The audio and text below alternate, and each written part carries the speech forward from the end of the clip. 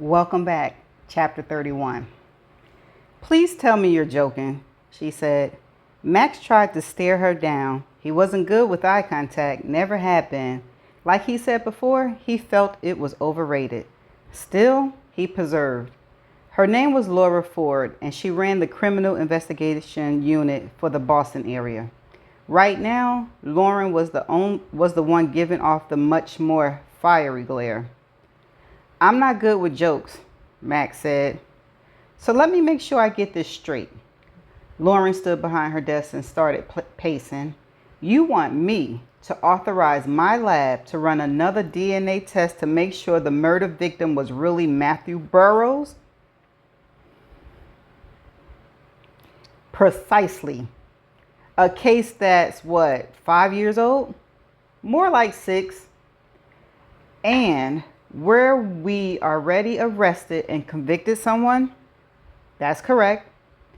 And where said perpetrator recently escaped from federal prison? Again, correct.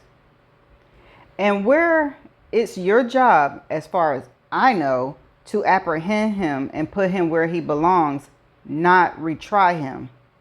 Max did not reply.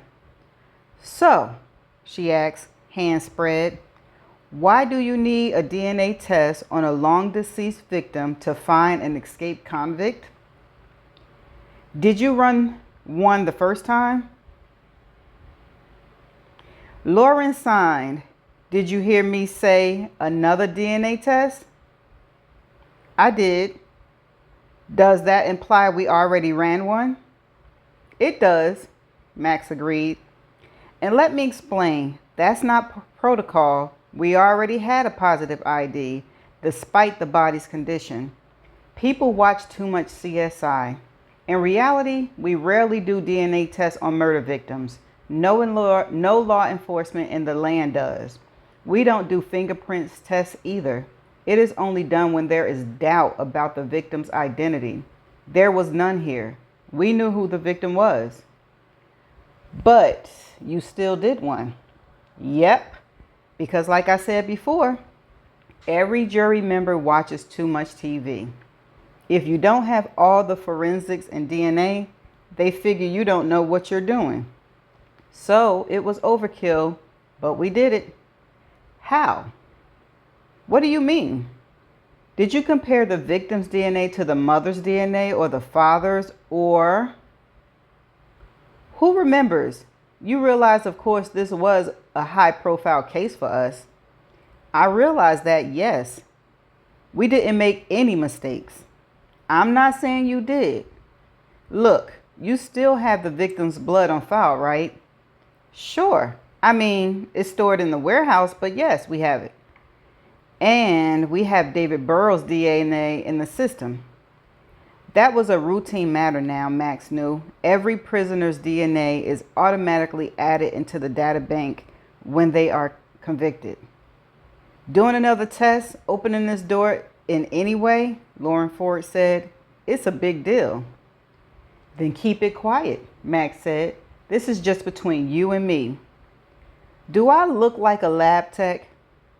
You, me, a lab tech? You can keep it down low.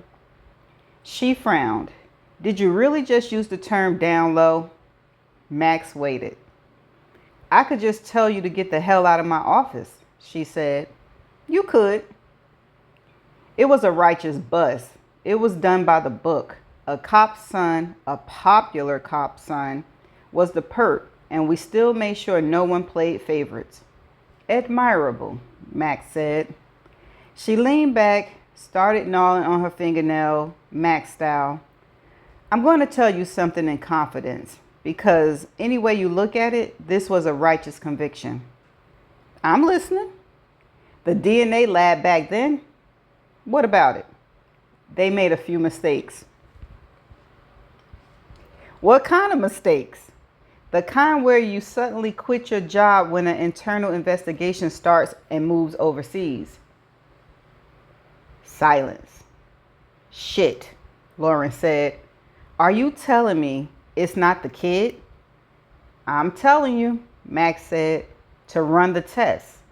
And while you're at it, run the DNA through all missing persons database. If the dead boy wasn't Matthew Burrows, we have to find out who he is.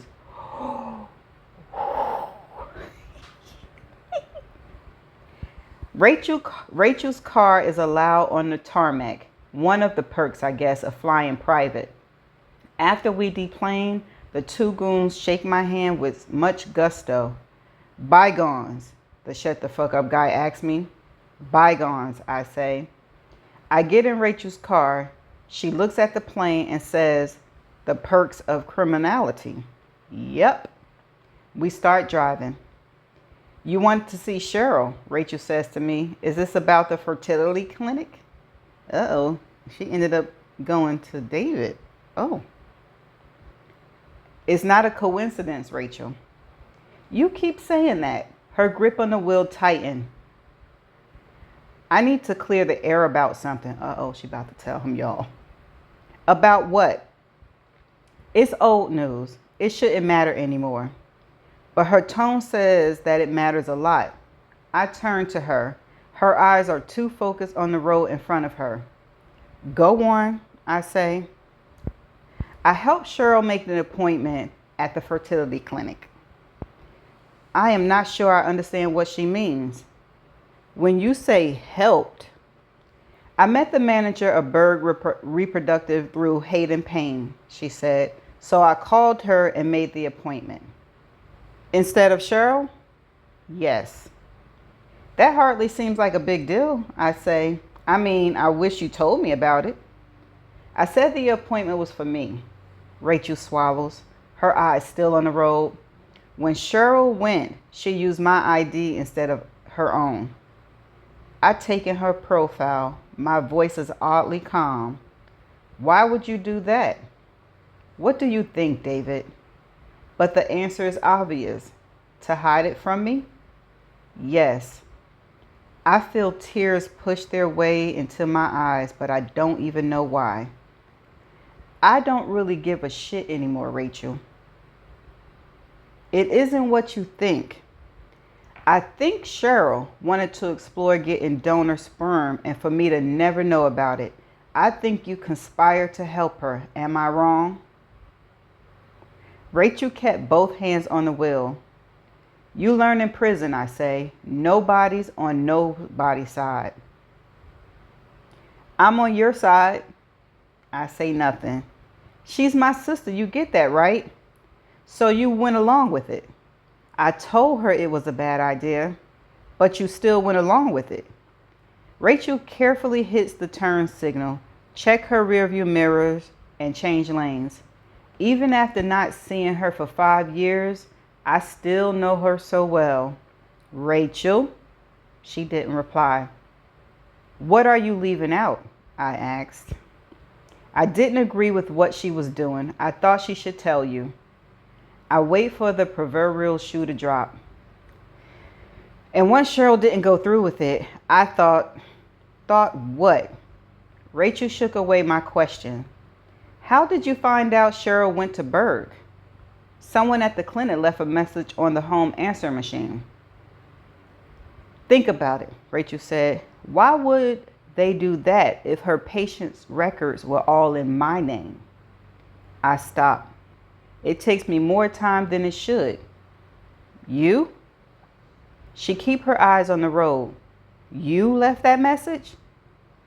It was over. She didn't go through with it. I hadn't liked being dragged into it, and no matter how I tried to justify it, I betrayed you. That didn't sit right with me. So one night, I had too much to drink, and I thought, shit, Cheryl should tell him. For her sake, for his sake. Hell, for my sake. So we wouldn't all be living with this awful lie hanging over our heads for the rest of our lives. You two were starting a family on your own. I sit there. Just when I think nothing can stun me again, there it is. I've learned the hard way, Rachel said.